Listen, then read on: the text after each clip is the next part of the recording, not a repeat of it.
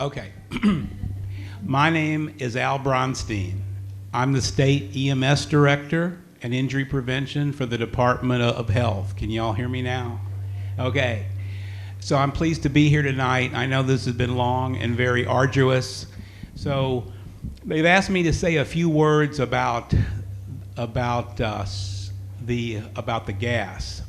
So the sulfur dioxide, and of course doctors always start talking about things and make it difficult. I'm going to try to make it so it's...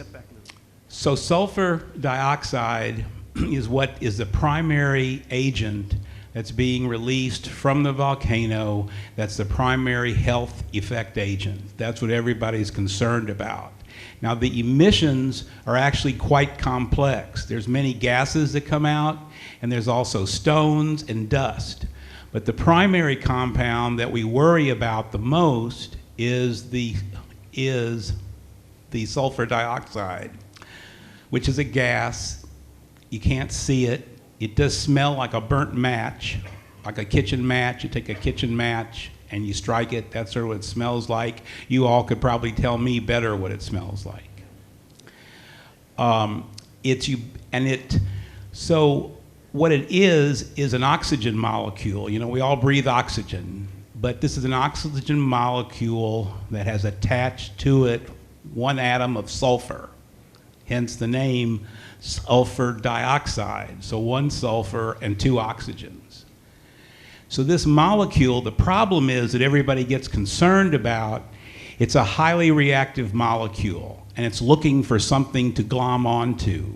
In medicine, we use certain drugs that have sulfur attached to it because they're active and they pick things up like lead. Somebody has too much lead in their body, we use a compound with sulfur and that binds the lead. But this particular gas is very active and it's looking for something to glom onto. So it likes to stick to mucous membranes, or the linings of the mouth, the nose, the respiratory tract. And when this happens, people experience usually irritation at relatively low levels. And it's a spectrum of symptoms, from the lowest symptom of just some irritation, a little cough maybe, to tearing, because the sulfur dioxide, it reacts with the conjunctiva of the eyes. So we get redness, we get watering, we can get worse. And it reacts through the nose, through the throat, and into the trachea.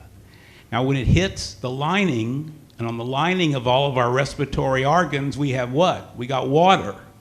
So when it hits that, it gloms to the cells and also makes acid. So it's sort of a double whammy, if you will. Now, when we get this reaction, so where the problems come in, it causes tissue swelling. And so that can be present by coughing. People feel chest tightness. They can't catch their breath. And as the concentration goes up, the respiratory system, the pipes can actually shut down because of all the swelling. So that's how people succumb to this problem. And it's a spectrum from a little bit to a lot. So the bronchitis, the bronchospasm, people can get asthma-like symptoms. Okay? So that's what's going on. Now, that's in the general, say, healthy population. People who have asthma can develop asthma attacks and have difficulty catching their breath at extremely low levels. So asthmatics, or people with respiratory diseases, are more at risk from the sulfur dioxide, okay? And children are more at risk also because children breathe faster than adults and they process more air. So they take in more of it than the adult does. And also for the adults, people with asthma, bronchitis, emphysema, heart disease, they're more at risk from this sulfur dioxide than a healthy person. So the elderly too have less respiratory reserve, so they're more at risk. So that's basically the problem with sulfur dioxide. Now it's a close relative to the sulfites. And sulfites, some of you may know, are used as preservatives, and some people get allergic reaction. And they don't want products with sulfites, okay? So the good news about sulfur dioxide, as far as we know, it is not a carcinogen. There's no evidence that says exposure over time will cause cancer. There's no real evidence that exposure will hurt the unborn. The problem with anybody who's pregnant is they need enough oxygen to satisfy the woman and the unborn baby. So sulfur dioxide is not something one wants to be around.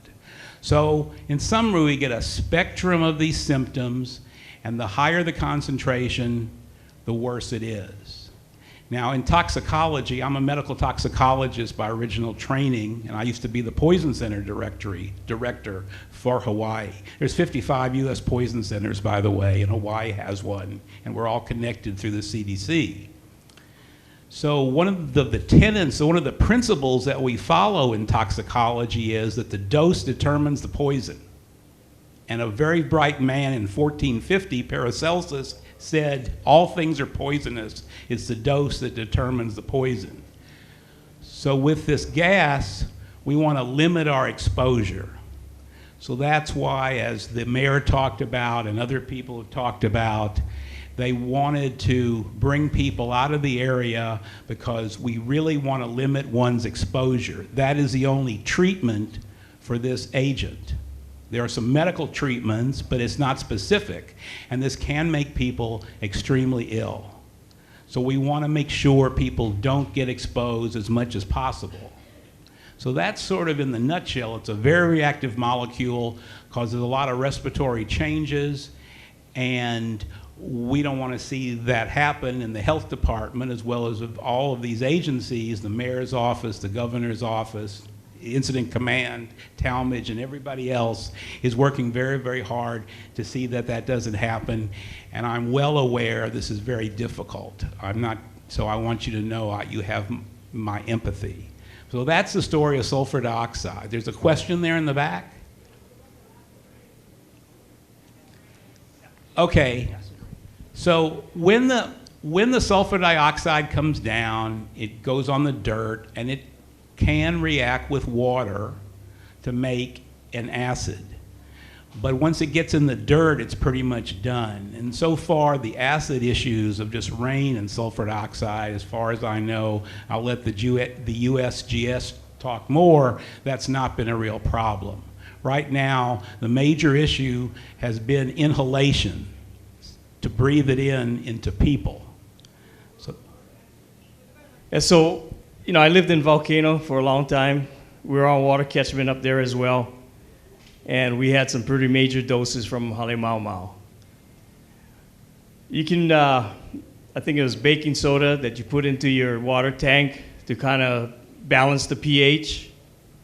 And the other thing that you can do is basically to shelter in place. When you're driving around, close your car up before you get into that environment, run your air conditioning on recirculate, just so you just get the internal air conditioning. And then your houses, make sure you close the windows up before any SO2 come around, and you should be okay.